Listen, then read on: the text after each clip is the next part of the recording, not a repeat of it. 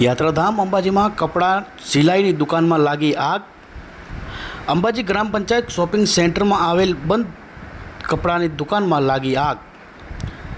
કપડાની દુકાનમાં આગ ભભૂકતા દોડધામ મચી જવા પામી. બંધ દુકાનમાંથી આગના ધુમાડા બહાર નીકળતા આસપાસમાં આવેલ દુકાનદારોમાં પણ દોડધામ મચી. કપડાની દુકાનમાં કપડાં, પૈસા, દાગીના અન્ય ચીજો બળીને ખાખ થઈ. આગની જાણ દુકાનના માલિકને કરાતા તેઓ પણ ઘટના સ્થળે દોડી આવી માલને બચાવવાની મસ્તકમાં લાગ્યા હતા. અંબાજી મંદિરના ફાયર બ્રિગેડના જવાનોએ ભારે મહેનત બાદ આગ પર કાબૂ મેળવ્યો હતો. દુકાન બંધ હોય ઘટનામાં કોઈ જાનહાનિ નહીં નોંધાતા લોકોએ રાહતનો શ્વાસ લીધો હતો. શોર્ટ સર્કિટના કારણે આગ લાગી હોવાનું હાલમાં અનુમાન લગાવાઈ રહ્યું છે.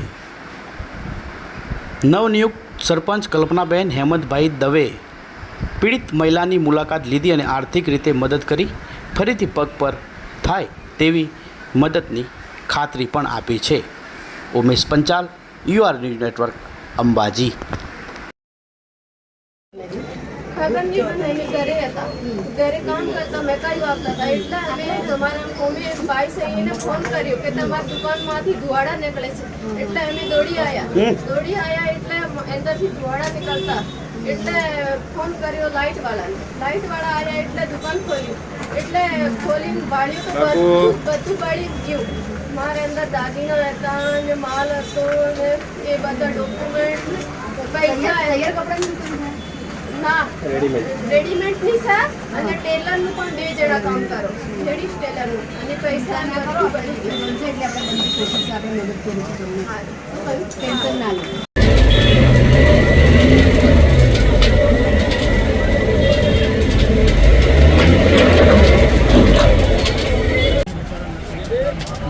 આ જેવા અંદર મોટર હોય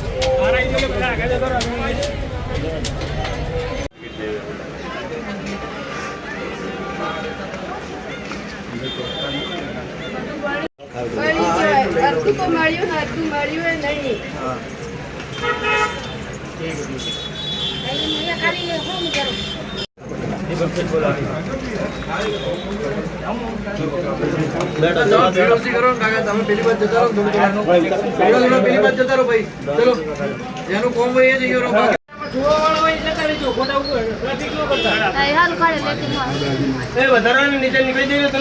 તમારે કોણ હે?